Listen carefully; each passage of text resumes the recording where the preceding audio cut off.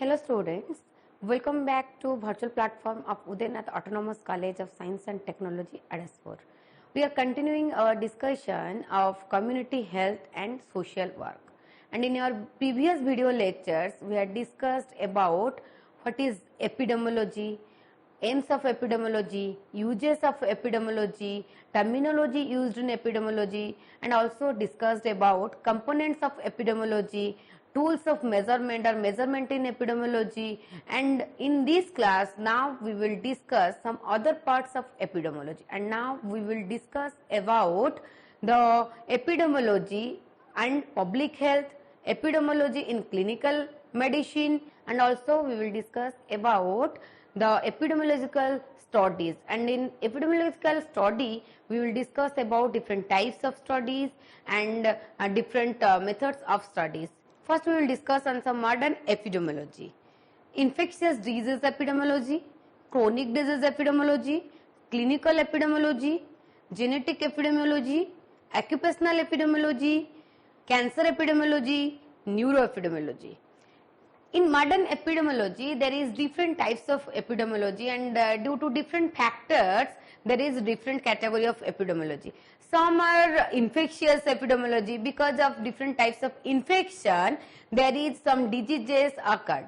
And there is cancer epidemiology and also neuroepidemiology. Due to different neuro problems, due to different issues in our body's neuro parts, nerve parts, then we will suffer from neuroepidemiology. And there is also chronic disease epidemiology, and when some persons have a chronic problem, there is chronic disease epidemiology. And occupational epidemiology. In occupational epidemiology, there is different occupation, in which occupations there is some hazardous situation, due to some dangerous situation, they have risk on their life. And some occupations, there is some specific disease which are related with some specific occupations. And these are some modern epidemiology. Application of epidemiology in public health means how we can apply epidemiology in public health: preventing disease and promoting health, community health assessment and priority setting, improving diagnosis, treatment and prognosis of clinical diseases, evaluating health interventions and programs. In public health, we can apply epidemiology for prevention of disease and promote about different health related problems, how we can prevent or how we can cure from different diseases. And we can use epidemiology in public health for plan about different health services program, for evaluation of different health services program, and also we can use epidemiology in public health for evaluation, for health assessment, diagnosis and treatment. In health assessment, we can assess the health status of the community people, and also we can diagnose the health condition of the persons of community or the human being or the population, and also providing treatment when we got some problems or when we detect some problems or issues in community. Then we can provide, or the epidemiologist can provide the solution or the prevention or the treatment for their cure from different diseases. Epidemiology and public health. There is relationship within epidemiology and public health. Public health refers to collective actions to improve population health. Epidemiology, one of the tools for improving public health, is used in several ways. Public health always refer and always collect some information for development of the health condition of population, and public health always focused on the health condition of the community or health condition of the society. And epidemiology, we can use this techniques for assessment of health condition of community, and also we can know about the status of health condition of the community, and through which we can prevent different diseases. Next is epidemiology and clinical medicine. In clinical medicine, the unit of study is a case, but in the epidemiology, the unit of study is defined population or population at risk. There is a difference between epidemiology and clinical medicine. In clinical medicine, the physician always focus on the case or focused on the case about different diseases, and in epidemiology, the epidemiologist always focused on the diseases which occurred mass in a community or in a population or specific number of population, and also focused on the population at risk, those who have problems in health situations or in focused on health conditions. Physician is concerned with the disease in the individual patient, whereas epidemiologist is concerned with the disease pattern in entire population. The epidemiologist is concerned with the both sick and healthy. In clinical medicine, the physician always concerned with the disease of individual patient, but the epidemiologist always concerned about the human population or the health condition of the human population, and always focused on the entire population, not an individual. But in clinical medicine, they have focused on the individual patient, and the clinical medicine also focused on only on unhealthy condition or only on unhealthy people. But the epidemiologist always focused on both the sick and both the healthy person, because to know about the risk factors, to know about different causes of different disease, and always focused on both category of population. In clinical medicine, the physician seeks to diagnosis for which he drives prognosis and prescribes specific treatment. The epidemiologist is confronted with the relevant data derived from the particular epidemiological study. Clinical medicine, the physician always focused on the diagnosis which he derives from different prognosis or from different data, and always prescribes some specific treatment for specific disease, and there is different treatment for different disease. And the epidemiologist always confronted and focused on relevant data which is derived or collected from the particular epidemiological study. In clinical medicine, patient comes to the doctor.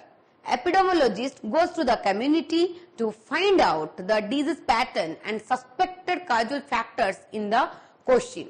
In clinical medicine, patient always come to the doctor and contact to the doctor and interact with doctor about the disease, and thereafter the doctor will give the medicine or give treatment or providing different prevention facilities to that patient.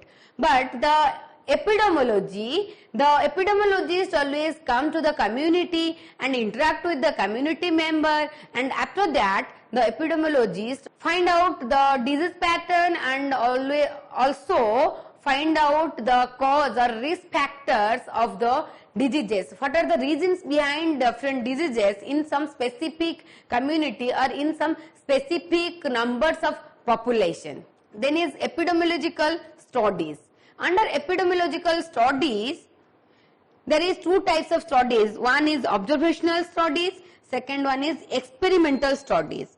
In observational studies, it allows nature to take its course, and the investigator measures but does not intervene. But in experimental studies, it active involvement to change disease determinants, such an exposure or a behavior or the progress of a disease through treatment, and are similar in design to experiments in other sciences. First, we will discuss about observational studies, and observational studies is two types. One is descriptive study and other one is analytical study. First, we will discuss on descriptive study. It is often the first step in the epidemiological study, and descriptive studies are usually the first phase of an epidemiological investigation. These studies are concerned with observing the distribution of disease or health related characteristics in human populations. Such studies basically ask the questions. In descriptive study, it is a first step or first phase of epidemiological studies, and it always studies and it always focused on the distribution of the disease, means always focused on time, place and the person. In time focused on when, and in place focused on where, and in person focused on age, sex, occupation and different groups.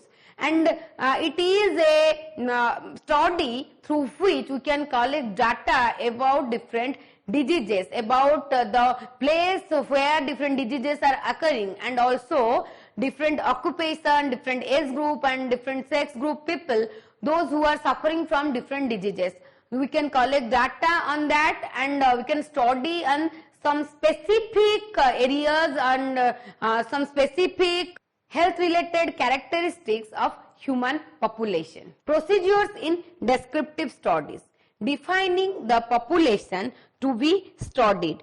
First procedure is that, and under this procedure it is a population study, not of an individual. It always focused on the mass population and total population, not only on the individual, and defining population by total number and composition. In composition there is age, sex, occupation and some other parts also.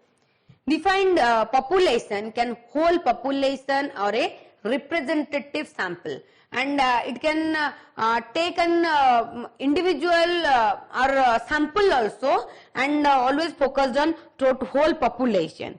It provides denominator for calculating rates and frequency, and also it is providing the data or the denominator for calculate the rates and frequency of the disease. And next procedure is defining the disease to be studied. It is operational definition is of disease is essential for measuring the disease in defined population. Case definition should be added throughout the study. Here we can collect the data about different diseases. And next is describing the disease by time, place and person. Describing the disease frequency and distribution in terms of time, place and person.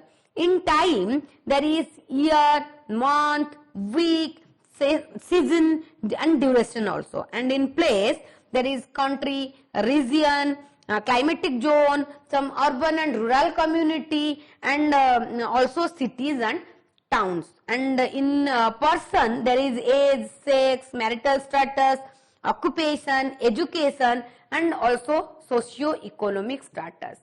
Next procedure is measurement of disease. To obtain the clear picture of disease load in the population in terms of mortality, morbidity, disability and natality. In measurement of disease, we can measure the mortality rate, morbidity rate, disability rate and natality rate. And in mortality rate, we can collect or we can measure the death rate due to different diseases. And in morbidity rate, we can measure the health condition or the condition those who have health problems. And in natality rate, we measure the birth rate in some specific population. And in disability rate, we can know the number of population or percentage those who have disable problems due to different diseases. Next is comparing with known indices. In basic epidemiological approach, there is two types. One is making comparison and other one is asking questions, which we had already discussed in our previous class. And making comparison with known indices in population. And by making comparisons, it clues about disease etiology and high risk population. Through comparing with known indices, we can know the cause or risk factors or different types of health conditions, and also we can study on different regions behind the disease. Last one is formulation of an etiological hypothesis. A hypothesis is supposition arrived at observation or reflection. And hypothesis should specify some factors, and these factors are population, specific cause or risk factors, outcome of disease or disability, and dose response relationship, and time response relationship. In hypotheses can be accepted or rejected by using the techniques of analytical epidemiology. Uses of descriptive epidemiology. How we can use the descriptive epidemiology? First is provide data of magnitude of problem disease load. Provide clues for etiology. Provide background data for planning, organizing and evaluating the preventive and curative services. Contributes to research. Descriptive epidemiology we can use for collect data, for collect the different cause, regions or different risk factors behind some diseases, and also through using of descriptive epidemiology we can plan for different health services. We can organize different health services programs, different community programs, in which programs we can aware the people about different health related services and health related facilities, how they can take care of their health, and also we can evaluate about different health services through feedback from the population or through feedback from the human being to know about different health services, what are the benefits of different health services the people are getting. Next is analytical study. It analyzing relationship between health status and other variables. In analytical study, it always analyze the relationship between the health condition of the society or of the community and also with the other variables of the community.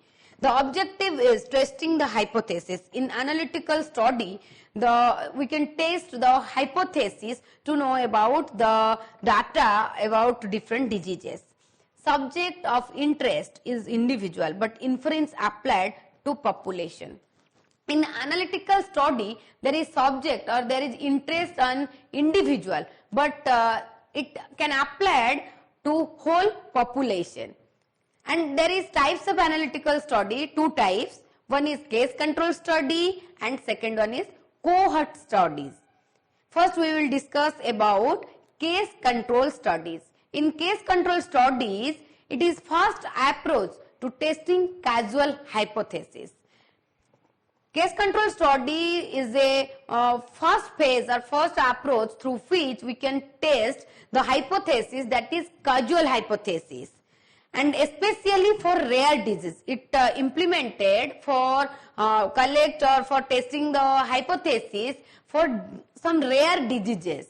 And features of case control studies, there is three major features of case control studies, and the first is both exposure and outcome of disease has occurred.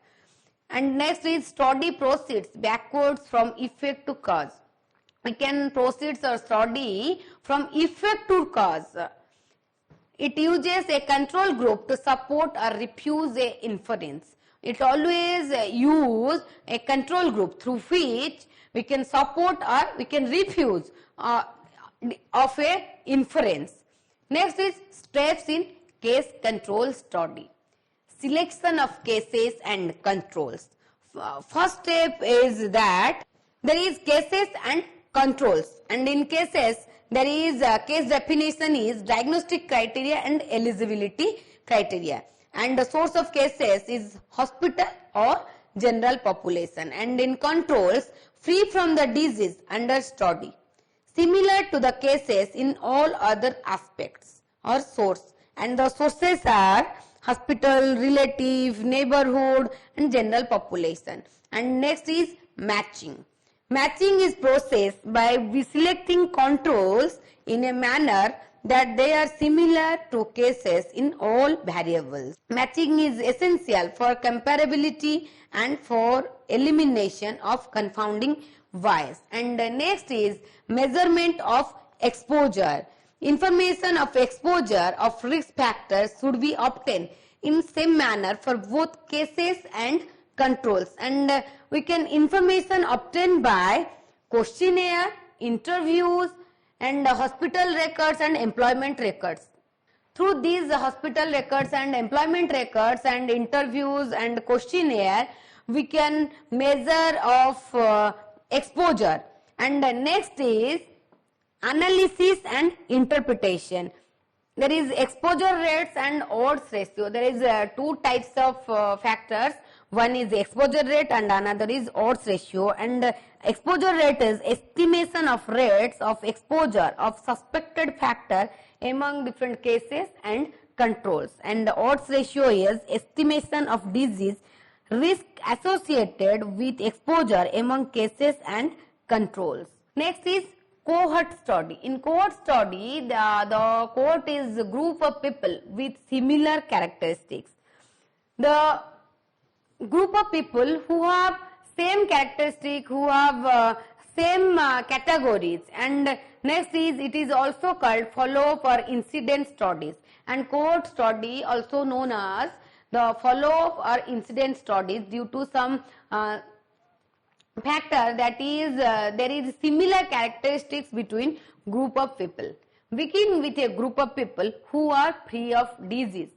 Cohort study starts from a group of people, and it take a group of people to collect data, and those people who are free from disease and those who have no disease, they are completely healthy. And when the people are socially, mentally and physically well, then they are known as a healthy person. Those who are free from different problems, those who have no mentally problem, there is no physically problem, and there is no socially problem, then they can feel healthy. And in cohort study, when some persons are free from disease and group of people, those who have no disease, they are sample of cohort study.